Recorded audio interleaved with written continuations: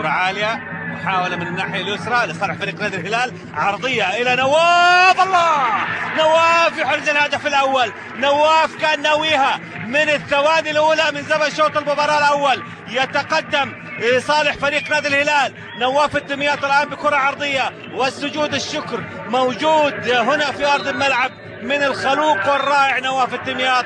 كرة ملعوبة جميلة من الظهير الأيسر في فريق نادي الهلال من أحمد الغنام في الناحية اليسرى، تمر كرة عرضية هلالية ممتازة. نواف مع الارتقاء، نواف مع التوجيه، وكرة على يمين حارس المرمى حسين شيعان. الهدف الأول للهلال في كرة مبلي، نشاهدها بالكعب ممتازة، والعرضية من أحمد الغنام، ورأسية نواف ممتازة جدا. يتواجد معها أيضا نواف، كان بعيدا قادما من الخلف بعيدا عن المراقبة الدفاعية.